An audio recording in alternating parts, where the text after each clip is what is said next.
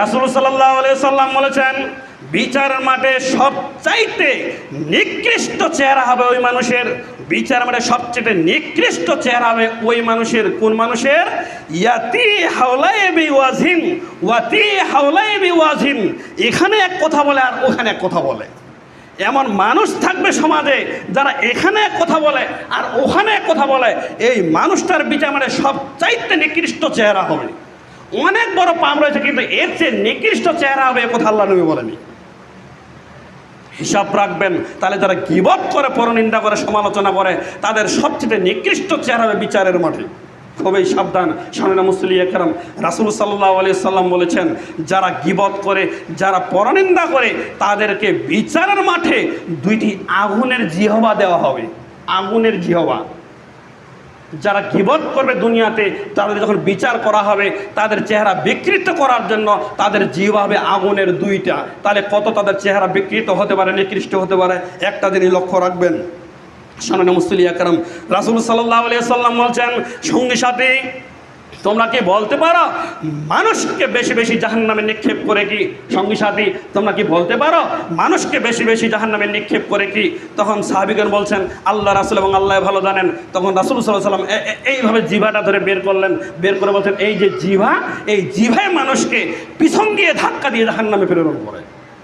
তাহলে জিভাটাই মানুষকে জাহান্নামে প্রেরণ করবে, কথা আল্লাহ নবী বলছেন।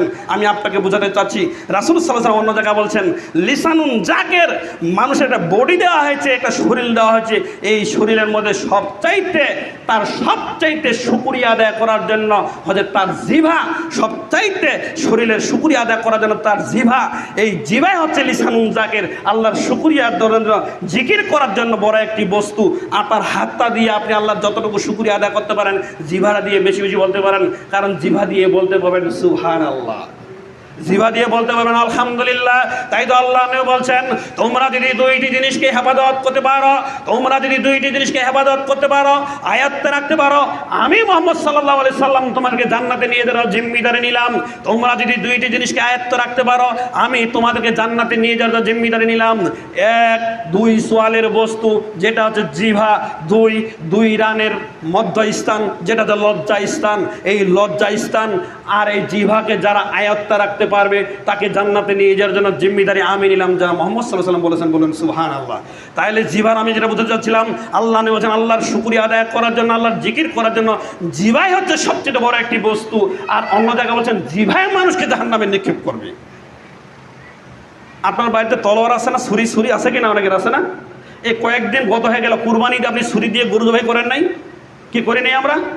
এই ছুরি দিয়ে গরু জবাই করার কারণে কি নেকি হয়েছে না গুনাহ হয়েছে?